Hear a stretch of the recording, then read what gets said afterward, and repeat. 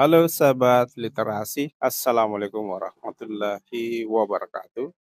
Selamat datang kembali di channel YouTube ini. Ya, pada konten kali ini kembali kami hadir untuk berbagi informasi tentang kegiatan budidaya tanaman asollah. Ya, dan pada kesempatan kali ini kita akan membahas sebuah tema yang berangkat dari pertanyaan daripada penonton channel ini ya, yang menanyakan bahwa setiap kapan atau berapa lama ya dilakukan pergantian air yang menjadi media budidaya tanaman asollah. Ya, sahabat YouTube sekalian, jadi ini merupakan salah satu pertanyaan yang sering muncul ya, yang sering muncul di kalangan calon pembudidaya tanaman asollah maupun pembudidaya tanaman asollah pemula. Ya, sahabat YouTube sekalian, jadi di sini saya langsung saja ya menjawab bahwa pada dasarnya air yang ada di kolam asollah itu tidak perlu diganti ya. Beda dengan air yang digunakan sebagai media budidaya ikan misalnya ya. Itu harus rutin dilakukan proses pergantian air. Ya, namun sahabat YouTube, untuk kegiatan budidaya tanaman asollah yang kita lakukan di wadah tertentu, misalnya kolam terpal, kolam beton ya, bahkan kolam baskom misalnya ya, budidaya tanaman asollah yang kita lakukan di baskom, itu pada dasarnya tidak perlu dilakukan proses pergantian air. Justru air yang menjadi media budidaya tanaman asollah ini itu justru dengan sengaja kita kotori ya. Ya, saya menggunakan istilah kita kotori.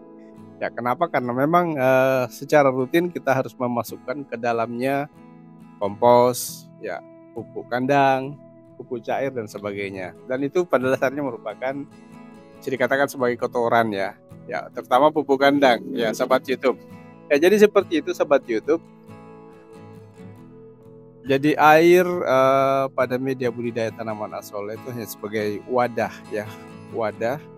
Berbeda pada budidaya ikan. Pada budidaya ikan itu banyak parameter harus diperhatikan, misalnya kandungan oksigennya atau kandungan bahan pencemarnya misalnya. Ya, namun di sini kita tidak mempedulikan itu pada tanaman asollah.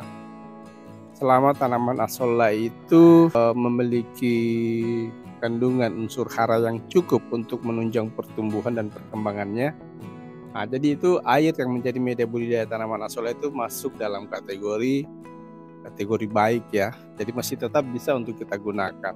Tidak perlu dilakukan proses pergantian. Jadi kapan kita lakukan proses pergantian air pada media tanaman asollah? Ya, jadi di sini saya katakan dalam kondisi tertentu kita harus melakukan proses pergantian. Kapan itu? Ya, proses pergantian air dilakukan ketika endapan dari sisa-sisa kompos maupun pupuk kandang ya yang ada di dalam kolam asollah, ketika dia menumpuk sudah cukup tebal sehingga menyulitkan kita ketika melakukan proses pemanenan tanaman asollah, ya, maka endapan yang ada di dalam atau di dasar kolam itu harus dikeluarkan. Ya, itu harus dikeluarkan karena mengganggu proses pemanenan daripada tanaman asollah. Ya, jadi kolom air pada saat itu sudah tinggal sedikit, sangat sedikit, sehingga harus kita lakukan proses pengerukan sedimen, sisa-sisa pupuk ya maupun tanah yang ada di dasar kolam. Ya, jadi pada situ kita lakukan proses pergantian air. Kita melakukan pengeluaran endapan dan tentunya kita juga menguras habis air yang ada di dalam media budidaya tanaman asollah tersebut. Sahabat YouTube sekalian, jadi sekali lagi kesimpulannya bahwa pada dasarnya kita tidak perlu melakukan proses pergantian air pada media budidaya tanaman asollah. Ya, kalaupun kita lakukan proses pergantian air, Itu dilakukan ketika endapan yang ada di dasar kolam itu sudah cukup tebal sehingga mendekati permukaan dan menyulitkan kita dalam melakukan proses pemanenan tanaman asollah. Jadi pada saat itu dilakukan proses pengerukan endapan sekaligus pergantian air yang menjadi media budidaya tanaman asollah. Oke sahabat YouTube, jadi mungkin itu informasi singkat yang sempat kita berikan pada konten kali ini. Semoga bisa menjawab pertanyaan dari subscriber maupun viewer channel ini.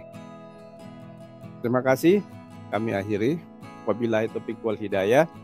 Wassalamualaikum warahmatullahi wabarakatuh.